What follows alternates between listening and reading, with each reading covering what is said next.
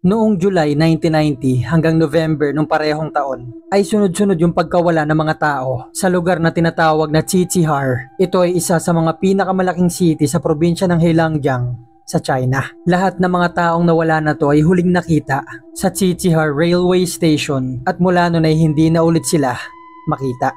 Nung umpisa yung mga pulis dito ay hindi masyadong nababahala dahil lahat ng mga nai-report na nawawala dito ay mga sex worker. Inisip ng mga pulis baka sumakay na to ng tren, pumunta sa ibang bayan at nagsimula ulit ng bagong buhay. Kaya naman walang seryosong investigasyon silang ginagawa. Ang kaso nga lang bago matapos yung taon ng 1990, umabot na sa halos 30 ang report ng mga taong nawawala dito. At dito na sila nagseryosong mag-imbestiga. Pero sa kabila ng napakaraming pulis na nagbabantay dun sa train station, nagpapalit-palit na sila ng duty na halos 24 hours na sila nagbabantay dito. Pero hindi nila maintindihan at hindi nila mapaliwanag dahil hanggang sa sumunod na taon noong 1991 ay patuloy at patuloy pa rin ang dami ng mga taong nawawala dito. Niwala sila makuhang impormasyon kung ano nangyari sa mga to. Saan ito nagpunta? Di naman nila masabi kung patay na yung mga to dahil sa mga makalipas at makalipas na mga buwan ay wala namang lumalabas na mga bangkay na siyang lalong nagpatakot sa mga taong nakatira dun sa lugar. Marami sa atin ang paniguradong hindi pa naririnig ang kwento na to dahil halos ilang video lang ang makikita mo sa YouTube patungkol dito at 2 hanggang 3 article lang ang makikita mo sa internet. Kaya naman kung kagaya kitang mahilig makinig sa mga ganitong uri ng content, mga horror, mystery, mga solved and unsolved cases, ay ilike mo na tong video na to and don't forget to subscribe. At bago tayo magpatuloy, gusto ko magpasalamat kay John Dave at kay Chocolatey na nagsend ng super thanks dito sa channel. Gayon din sa kauna-unahang nag-join ng membership ng Dark Archives na si Sheila Gabriel. At salamat din naman sa inyong lahat na hindi nagsasawang manood ng mga content ni Dark Archives. Kaya naman, simulan na natin ang kwento.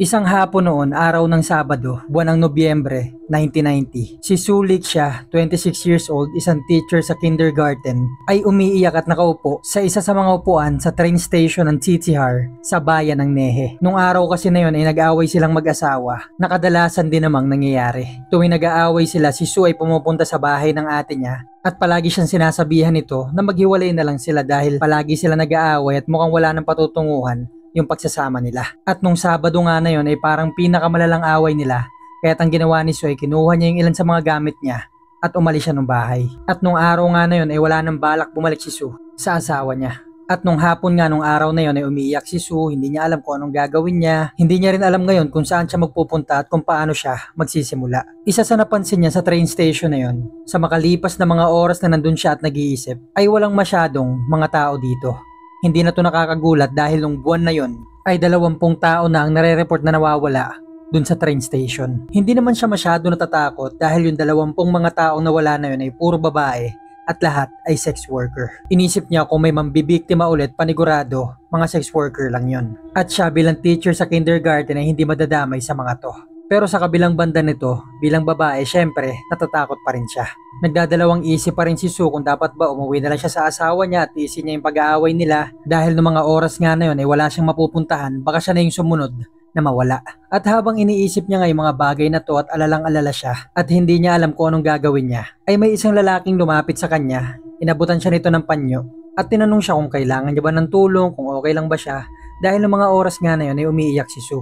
At nung tinignan niya tong lalaki ay nakaayos ito, matipuno, parang model, malinis at mukha talagang mayaman. Nagulat si Su syempre dahil halos wala talagang tao dun sa train station na yun. Tapos biglang lumabas tong mayamang lalaki na to at inaabutan siya ng panyo. Hindi niya alam kung anong gagawin niya, kung paano siya magre-react. Dahil medyo nakakasuspecha yung ginawa nitong lalaki. Pero nung tinitigan to ni Su, nakita niya naman na mukhang mabait tong lalaki. Mukhang gusto lang talagang tumulong at nakadistansya to sa kanya na parang nire-respeto siya para maging komportable pa rin siguro siya sa kinauupuan niya. At yung tingin ng lalaki na to ay parang naaawa sa kanya, nag-aalala, tingin na parang wala namang balak siyang guluhin.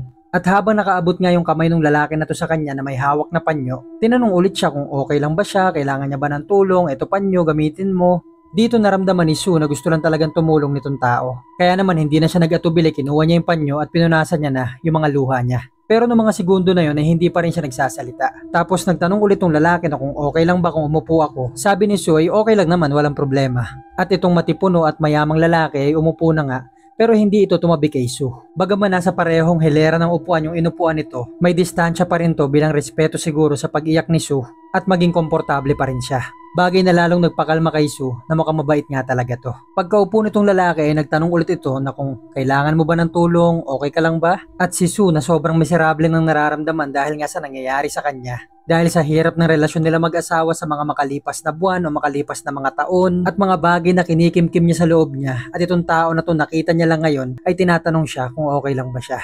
Bagay na hindi siya nasanay na tinatanong sa kanya. Kaya naman hindi na napigilan ni Sue na nailabas niya ng halo-halo niyang isipin at nararamdaman. Nagsimula na siyang umiyak ng umiyak lalo at sinabi niya dito sa lalaki na to na hindi ako okay, ang dami kong isipin, ang dami kong problema. Ngayon lang ay iniwanan ko yung asawa ko, wala na akong balak bumalik doon. Palagi na lang kami nag-aaway, ilang buwan, ilang taon na. Ngayon nandito ako sa train station na to, di ko alam kung anong gagawin ko, saan ako pupunta, saan ako magsisimula. At makalipas ang ilang minuto nung na-realize ni Sue na ang dami niya na palang nasabi, nagsimula siya mahiya. Tumingin siya dito sa lalaki at tumingin siya ng pasensya na ang dami niya na palang nasabi. Pero itong lalaki na to ay nakatingin lang sa kanya at tumatango-tango ito na parang sinasabi sa kanyang naiintindihan kita at nakikinig ako. Kaya naman nagpasalamat si Sue. Nagpakilala na tong lalaki na ang pangalan niya daw ay Gia Weng at isa siyang director sa isang factory malapit doon sa train station. At inalok siya nito ni Gia na kung gusto mo talaga makapagsimula ng bagong buhay, may mga posisyon sa factory na pwede kitang ipasok. Pauwi na ako ngayon, kung gusto mo sumabay ka na sa akin papunta sa bahay para mapag-usapan natin yung trabaho mo dito, sahod at kung anong mga kakailanganin mo. Nung narinig ni Sue na pinapasama siya sa bahay nito, ay tinignan niya to ng masama at napaisip siya na paniguradong may balak tong lalaki na to. At hindi magiging maganda kung sasama ako dito. Napaisip din siya na oo, tinulungan mo ako, binigyan mo akong panyo, nakapaglabas ako ng sama ng loob. Pero hindi ako sasama sa bahay mo. Pero nung tinitigan ni Sue yung mukha nito ni Gia, ay napakakalmado pa rin ito gaya nung una. At parang hindi naman ito namimilit na parang sinasabi niya lang, ito may tutulong ko, ikaw na bahala kung kukunin mo to o hindi. Siguro naintindihan ni Gia yung reaksyon ng mukha nito ni Sue na parang hindi to sasama, parang na-offend siya dun sa sinabi niya. Kaya't ang ginawa nito ni Gia ay ngumiti na lang siya, tumayo at nagsimula na maglakad papalayo. Pero ang ginawa ni Sue ay hinabol niya to at sinabi nitong kukunin niya daw yung trabaho. Nung una hindi rin maintindihan ni Sue kung bakit siya pumayag sa alok nito. Siguro kasi sobrang gulo na ng buhay niya at hindi niya na alam yung gagawin niya. Kaya naman nung nagkaroon siya ng pagkakataon para magsimula ulit ay kinuha niya to. Medyo delikado tong ginawa ni Sue at alam niya yon, pero nakikita niya mukhang mabuting tao itong si Gia. Kaya naman itong si Gia at si Sue ay nagsimula na maglakad papunta sa bahay nito. Pagdating nila sa harap ng bahay ni Gia, lahat ng mga isipin at pag-aalinlangan ni Sue tungkol dito kay Gia ay nawala. Nung nakita niyang maayos yung bahay nito, hindi naman ito sobrang ganda kumpara sa mga bahay na katabi, pero hamak naman na malinis to. At binuksan na nga ni Gia yung bahay at pumasok na silang dalawa. At nung nakaupo na si Sue dun sa upuan sa sala, ay bigla na lang siya nahirapang huminga dahil may nakapulupot na wire sa leeg niya at sinasakal na siya ni Gia. Makalipas siguro ang ilang segundong paglaban niya sa hininga niya, ay nawala na siya ng malay. Makalipas ang 2 linggo, may matandang mag-asawang pumunta sa police station ito na malapit lang dun sa train station kung saan nagkita si Sue at si Gia. Ang naka-duty naman ng mga oras na yun ay si Officer Jiang, at nung nakita niya yung 2 matanda na to na parang balisa at parang alalang-alala at hindi alam ang gagawin, sinalubong niya na kaagad ng tanong yung mag-asawa na to na kung ano nangyari, anong problema. Ang sabi naman nito mag-asawa ay gusto daw nilang humingi ng tulong at i-report yung anak nilang nawawala.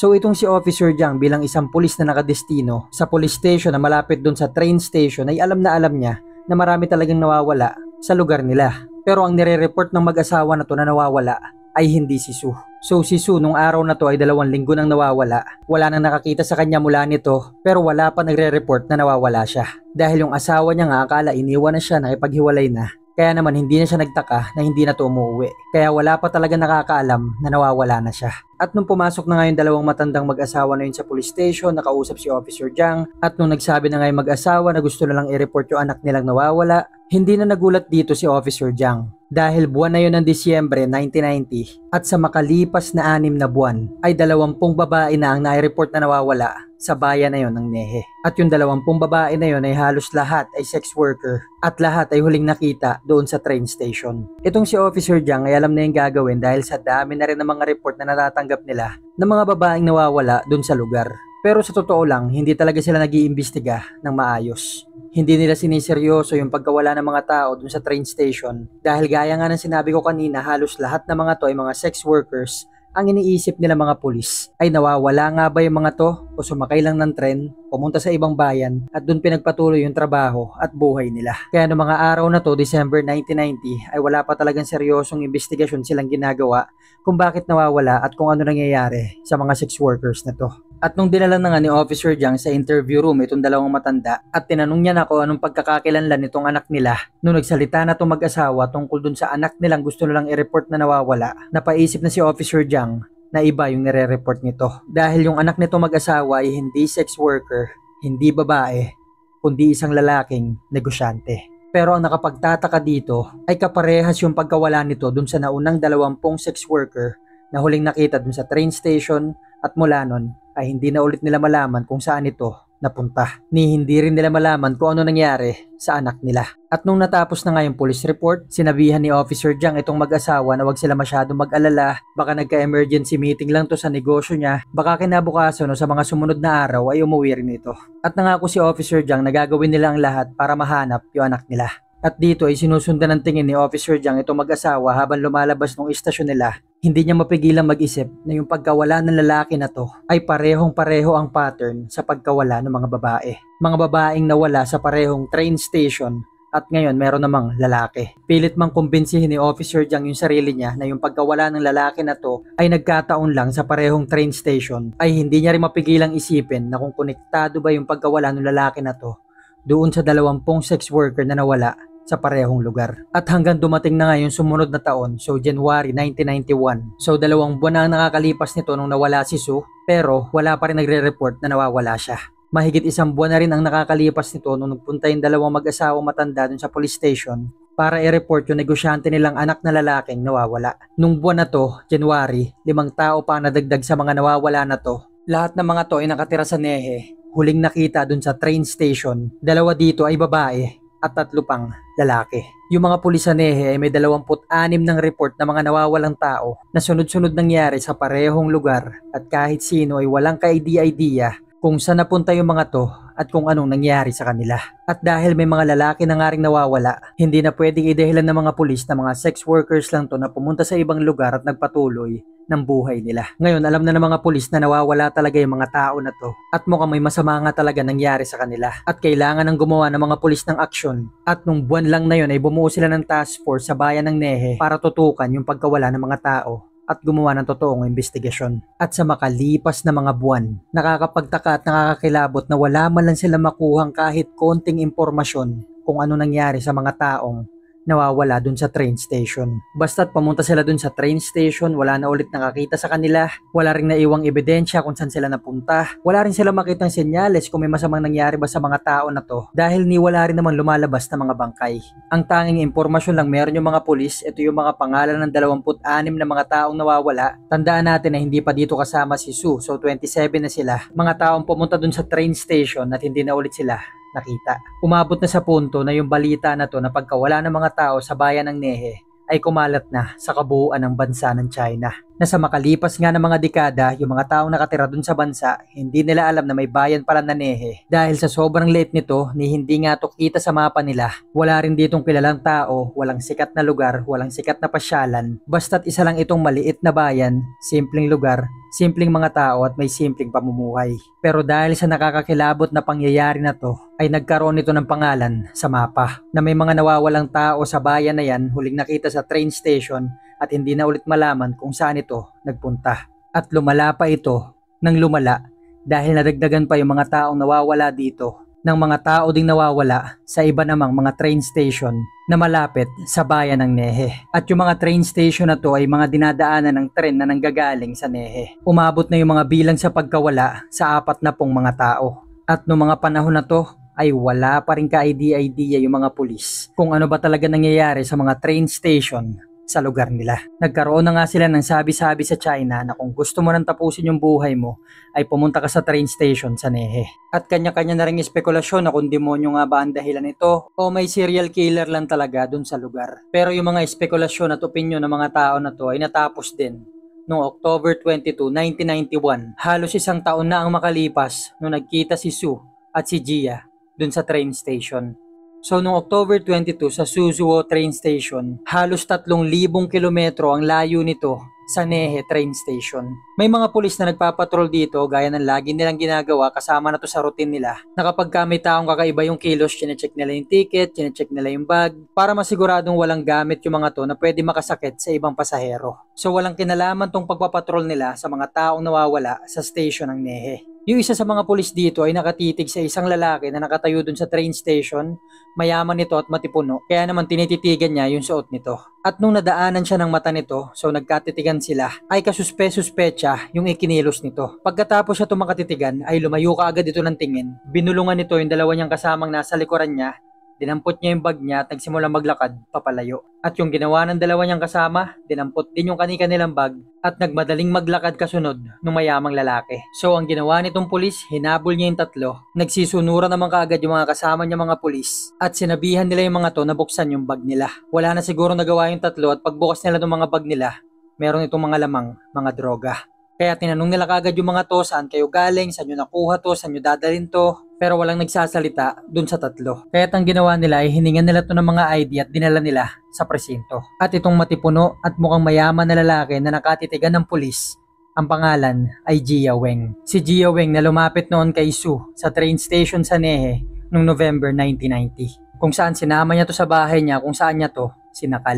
Pero syempre yung mga pulis na to sa Suzuo train station ay walang alam sa mga nangyari na to. Wala nga nag-report na nawawala na si Sue. Basta't nakapokus lang yung mga pulis na to dun sa mga drogang nakuha nila kay Gia Weng at sa mga kasama niya. Sinubukan ng mga pulis i-pressure si Gia Weng pero hindi talaga to nagsasalita. Pero nung tinanong na ng mga pulis yung dalawang kasama nito ni Gia, yung isa sa mga to nakita nilang balisa, hindi mapakali, nagpapanik. Kaya ang ginawa ng isa sa mga pulis, imbis na i-pressure niya tong tao na to, binigyan niya to ng kumot, sinabihan niyang relax ka lang, okay lang yan, huwag kang mataranta. Pero yung tao na to hindi pa rin kumakalma.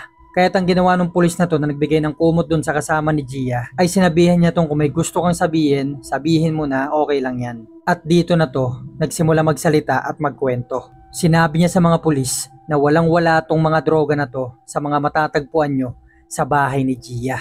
Baka makalimutan nyo na itong mga droga na to pag nalaman nyo yung mga bagay na nandun. So yung mga pulis hindi nila maintindihan kung anong sinasabi nito, kaya naman tinanong pa nila to ng tinanong. Nung parehong araw din na yun, yung mga pulis sa Suzuo Police Station ay tinawagan yung police station sa Chichihar sa bayan ng Nehe. At dito ay nakausap nila si Officer Jiang. At pagkatapos marinig ni Officer Jiang yung mga sinabi ng pulis sa kabilang linya, napasabi na lang siya na baka ito na yung sagot sa mga tanong nila tungkol sa pagkawala ng mga tao sa train station sa lugar nila. Ang ginawa ni Officer Jiang ay pinatawag niya yung mga pulis na duty sa Nehe train station, pati na rin yung mga forensic doctor nila dun sa lugar. Umabot sila sa halos 30 kataong mga pulis at doktor at nagpunta sila sa bahay ni Gia Weng. Pagdating nila dun sa address, nakita nilang maayos naman yung bahay at mukhang malinis. Kaso nung pumasok na sila sa pintuan ng bahay na yon, ay sumalubong sa kanila ang napakasangsang na amoy na parang nabubulok na kung anong bagay o kaya naman ay mga chemical. At nung sinubukan nilang sundan yung amoy na yon, papunta ito sa basement ng bahay. Kaso nga lang nung papalapit na sila ng papalapit sa basement ay patapang ng patapang yung amoy. Yung ilan sa mga pulis sa kanila ay nahilo at napilitang lumabas. At napilitan pa silang magsuot ng gas mask para lang makapasok dun sa basement. Pagdating nila dun sa basement, wala naman sila makitang kakaiba dito, malinis, maayos. Wala sila makitang bagay na pwedeng magpaliwanag ng tapang at sangsang na amoy na naaamoy nila. Hanggang sa pag-iikot nila dito, yung isa sa mga pulis ay nakakita ng butas sa gitna ng basement. Kung saan nila nakita yung nakakakilabot na bagay, kung saan nanggagaling yung masangsang at matapang na amoy na yon. Pero para mas maintindihan natin tong kwento, ay balikan natin yung araw na nagkita si Sue at si Gia doon sa train station. Ito yung hapon ng Sabado, Nobyembre 1990. Pagpasok nga ni Sue doon sa bahay ni Gia, umupo siya doon sa sala at sinakal siya ng wire ni Gia. Pagkatapos ito mawala ng malay, ay patuloy pa rin sinasakal ni Gia yung leeg nito. Hila-hila yung wire na nakatali sa leeg. At makalipas ang ilang oras ay nagising ulit si Sue kung saan wala siya makita dahil sobrang dilim kung nasaan man siya. Kaya nagsimula niyang kapain yung paligid niya at dito niya napagtanto na nasa ilalim siya ng isang balon. Pero hindi tubig yung nararamdaman niya sa mga paa niya, kundi mga bagay na malalambot at malalagkit, at sa tingin niya yung iba sa mga to ay gumagalaw pa kaya lalo siya nag-iiyak at nataranta. At nakita niyang biglang may liwanag na pumasok dun sa balon at sa taas niya, nakita niya dito si Gia na tinatanggal yung takip ng balon. Si Gia na nakita niya dun sa train station na inalok siya ng trabaho. Nakatingin lang ito pababa sa kanya habang nakangiti at dahang-dahang binaba ni Su yung tingin niya sa inaapakan niya. At dito ay nakakita siya ng napakaraming ulo, kamay, paa at katawan ng tao na nakatambak dun sa ilalim ng balon na siyang tinatapakan niya.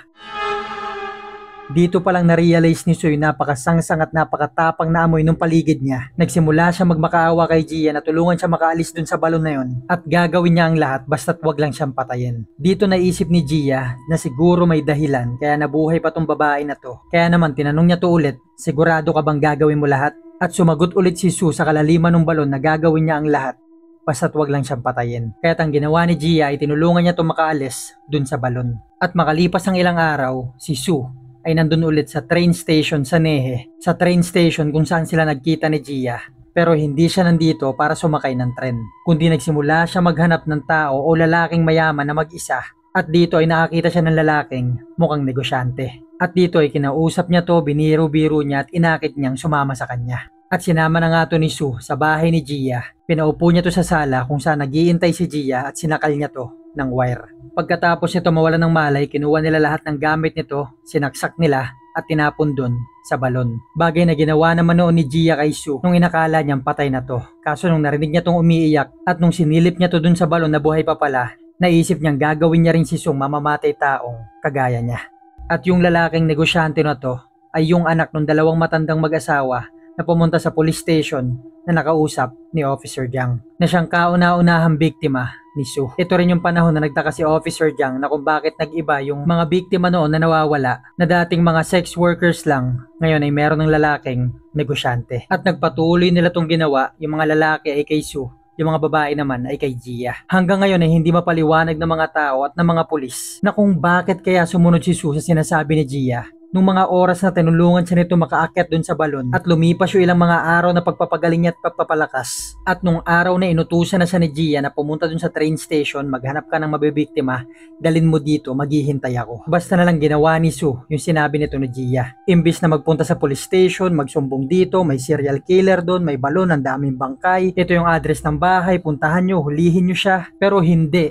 Ang ginawa ni Su ay sumunod lang siya sa sinabi ni Gia. Ang isa pa sa nakakakilabot at nakapagtataka dito ay hindi lang si Su yung mga nakaligtas sa mga biktima ni Gia, kundi may iba pang tatlo na kagaya ni Su ay nakaligtas at nabuhay dun sa balon. Kaya naman si Gia at si Su ay tinulungan nila itong makaakyat at nakumbinsi ito ni Gia na gawin yung inuutos niya. At yung apat na yun na inuutusan ni Gia kasama si Su ay nagkaroon ng napakaraming pagkakataon para magsumbong sa mga pulis, pero hindi nila ginagawa.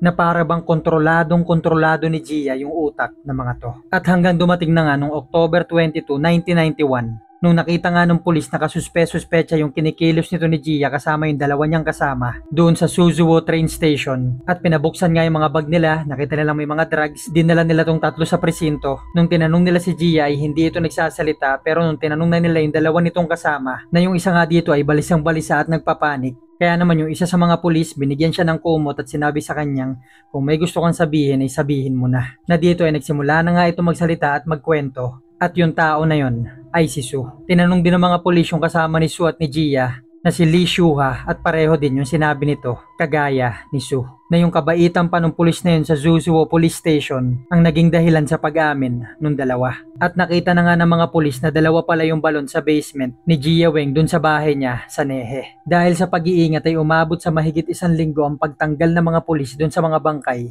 na nandun sa dalawang balon. At dito ay nakakuha sila ng 42 bangkay.